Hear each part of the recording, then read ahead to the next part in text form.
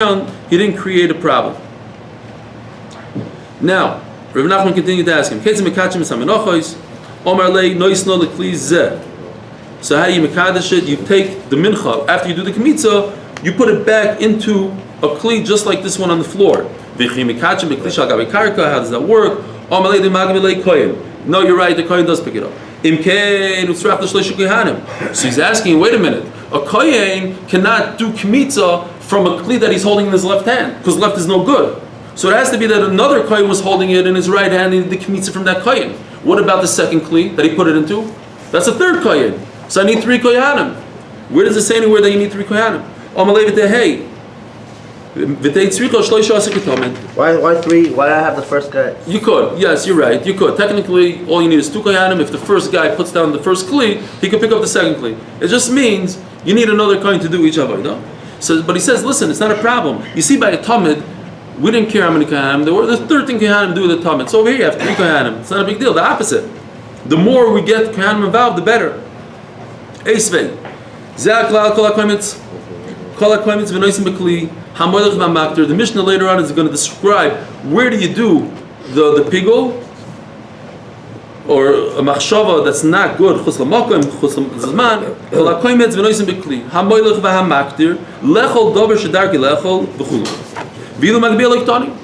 you're telling me that doing that lifting the kli is part of the avodah, so it should be mentioned in the Mishnah that during lifting the kli, one of the kohanim lifting the kli, he could have a bad machshava. Says the Gemara, Tana say the avodah is naka. The Tana was only talking about the 4 main avodas. V'lo, he said the kohanim, but not all the side jobs that the kohanim have. This machlokes here in the Rishonim whether it means that yes, but those side jobs that the kohanim do, they could have pigul, or maybe it means no. There's only 4 avodas the kohanim could have pigul, and that's it. So our question, could you do kmitza from a kli that's on the ground? Go look or find out what they used to do inside the heichal. Because it says, when it's talking about the lechem aponim, you had 4 kohanim going inside. And the Mishnah enumerates how many kohanim there were. There were 4. What did they do?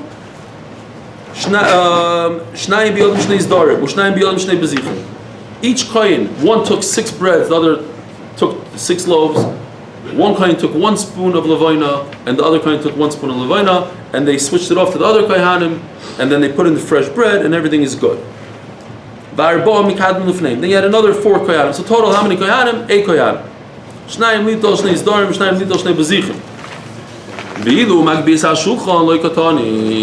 It doesn't mention anything about lifting the table. Now Rashi points out, what does that have to do with our sugya? Rashi says, because just like the bezichin allow you to eat the bread, so too the kmitza allows you to eat the mincha. So therefore they're very similar, and they should have the same halachas. And if by me removing the bezichin allows me to eat the bread without lifting the table, so I should be allowed to do kmitza without a kohen lifting the bowl. You already answered this question, says the Gemara. You told me we're not discussing the main avodas. Over here, you're right. The Mishnah only mentioned the main 4 avodas, but yes, maybe they did lift the table. It just wasn't mentioned in the Mishnah. It's not necessary to mention the Mishnah. Says the Gemara, no, midami, that's not a good teretz in our sugya. By us, it never mentioned how many kohanim there were, so I could get away with the teretz. We said there's 8 kohanim, so you can't tell me, oh, but there was really 17 kohanim. I'm not talking about the other avodas. If you're telling me a number, then tell me the full number. It's physically also not really possible. It's very, very heavy. One, but at least by a few. Yeah, well, they lifted everything. Eventually, they lifted everything. Not one player, not one person. Who said you have to have No, it could be the many kohanim. That's not what? The Gemara says there used to be Makbiyah, the shulchan, the oiler regalim. Ali and the regel, Yeah. they lifted up the shulchan. So you see that it is, yeah, of course. That was everyone's watching. They're cheering them up. The regular.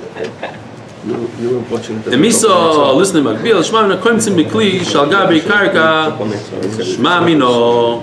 So really, that Mishnah later on should mention Hagba'as HaShulchan. If it really existed, the Mishnah should mention it. And the fact that the Mishnah doesn't talk about Kohanim lifting the Shulchan when they remove the Bezichin is a raya that you don't lift the Shulchan. If you don't lift the Shulchan, you don't need to lift the Kli by the Mincha. Omar Rava, that's 5 minutes more than usual. Omar Rava, Pshita Li. Now, again, let's review. What are the 3 steps in a mincha? You take the flour, you put it in a kli. Then you do a kmitza from that kli. Then you take your kmitza and you put it into kli number 2. So it's 3 steps. Says Rava, 2 of the steps, I know the halacha to. 1 step, the final step, I don't know the halacha. Pshita li koimtzim mikli shal gabi karka. That I understand, that's pasha to me, that I could do kmitza al gabi karka. By the way, according to this Rava, we don't have the teretz before in the Gemara that it's talking about a kli on the ground. Because according to Rava, I could do kmitza when it's on the ground. If I could do kmitza when it's on the ground, then the puzzle by him putting it back into the kli ruined it. That was the maskana 3 lines ago. Yeah, okay. But Avimi said not like that. Yeah. That slugs him up. Yeah, okay. Omar Rava b'shidli komitzim kli shagabi karka shekei motzinu b'siluk b'zichin. We found this concept by Bezichin that the shulchan was on the ground and it wasn't necessary to lift it up.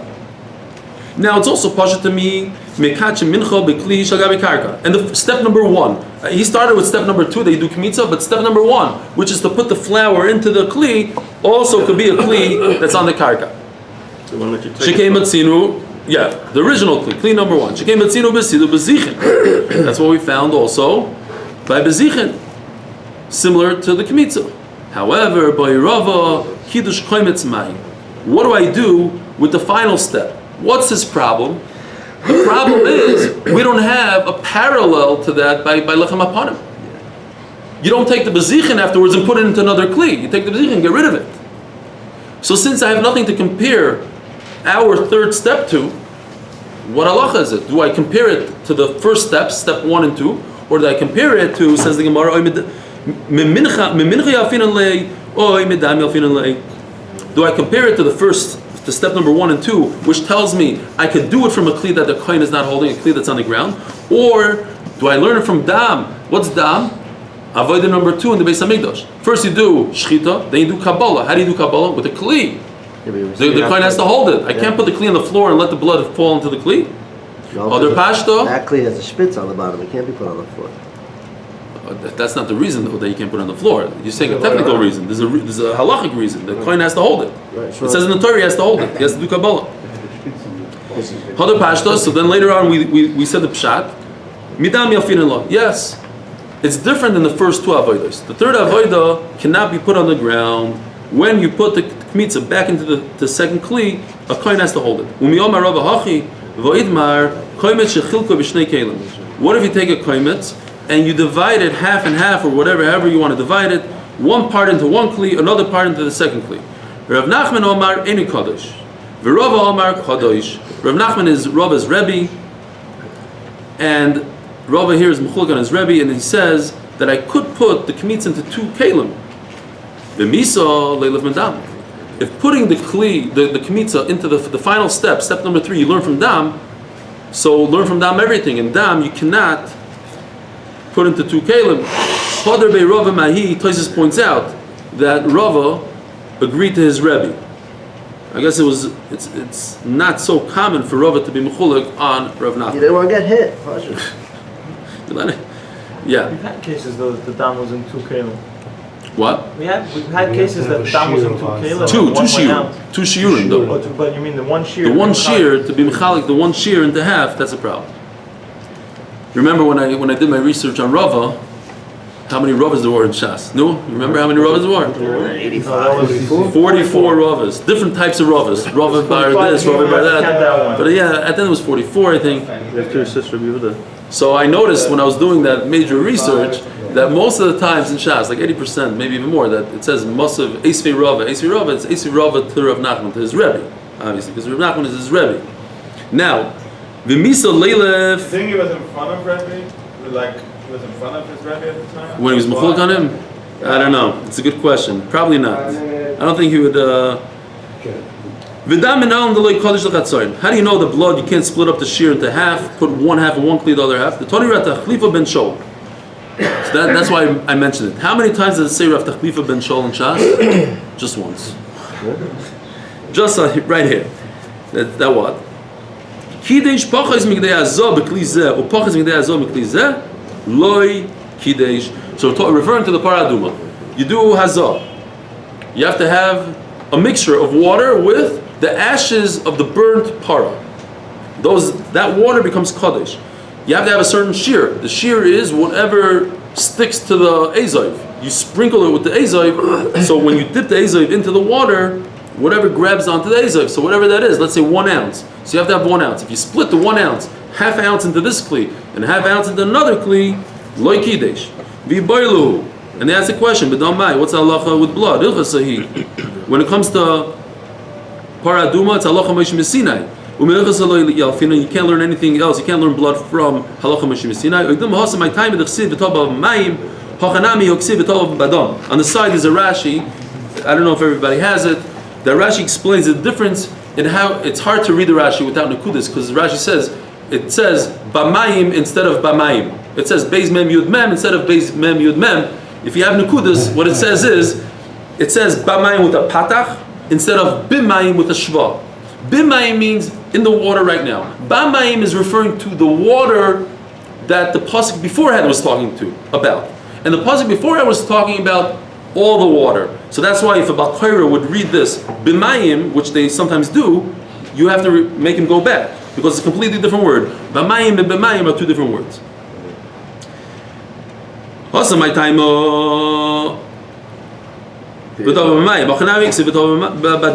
also it says Badam, which would be referring to all the blood that I was talking about in the other pasuk. You have to have all the blood together, the whole shear. So if you split up the blood into 2 vessels, it doesn't become kadosh. When the Torah says you dunk your finger in, do not take from the rim, let's say, blood that's just hanging out on the cup. You have to stick your finger in, do a whole tefillah into the cup. Badam, badam shir tefillah mi karoi. You have to have, like we said, badam. All the blood that the Torah said in the pasuk beforehand, that's how much you have to have in order for it to become kadosh. Min adam shebe'inyan. What does that mean? The Gemara is going to explain in a second. I would not be able to learn from the word betoval the 2 halachas that we just said. And I wouldn't be able to learn the 2 halachas from badam. Because Rachmana betoval avamina afagav the loy kibel shir tfilos mikaroi.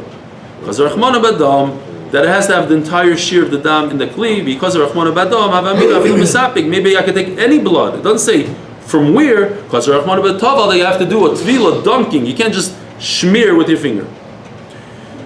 Says the Gemara, what does it mean when I said min adam shebe inyan?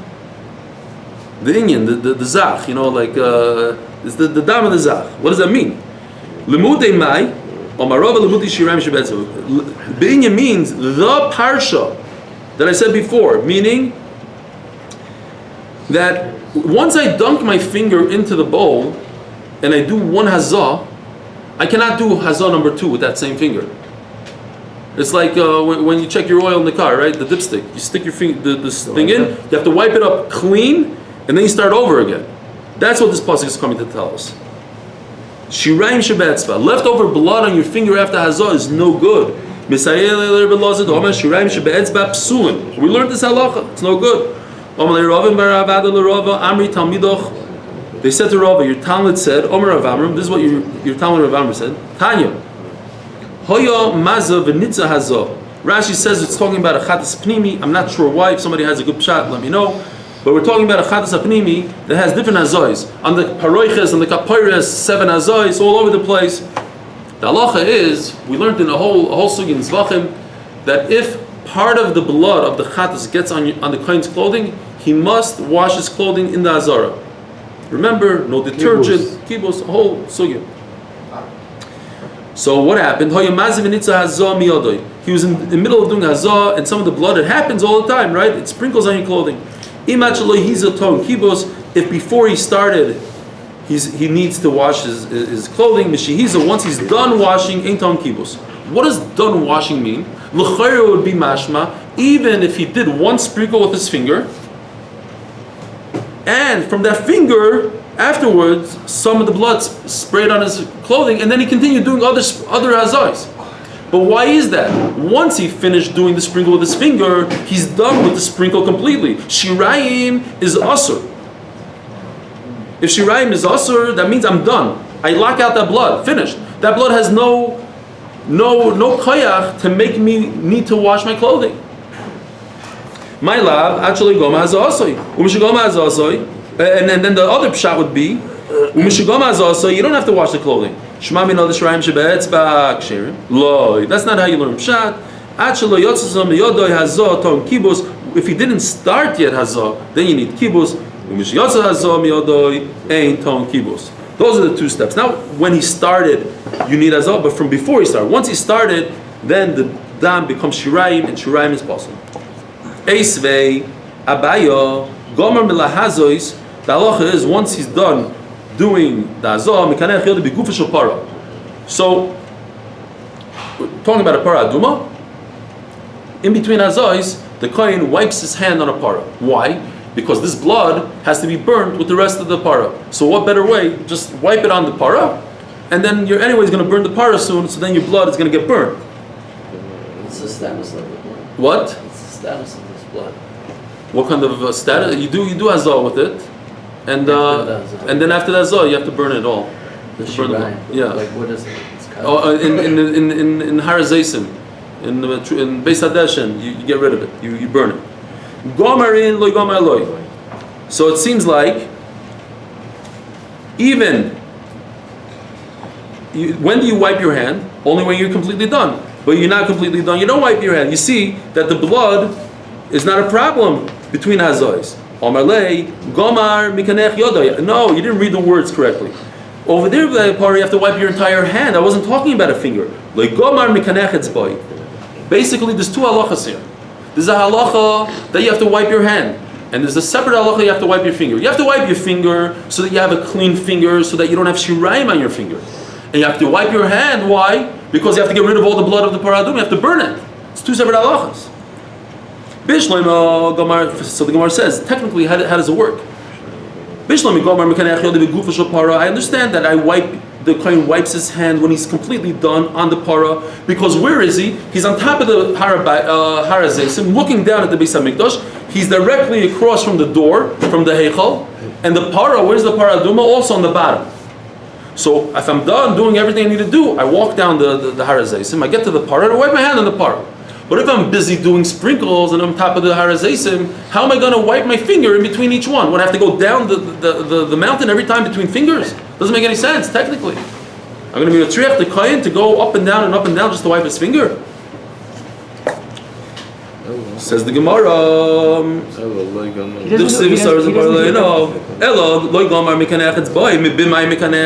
I just explained where's the part to wipe the blood? On the kli that's holding the blood, he just puts his finger right in like this and he wipes it. Which is a translation of wiping the blood down. A good job. We're going to have Shir Be'ezer Hashem 9:15 Motzi Shabbos right here.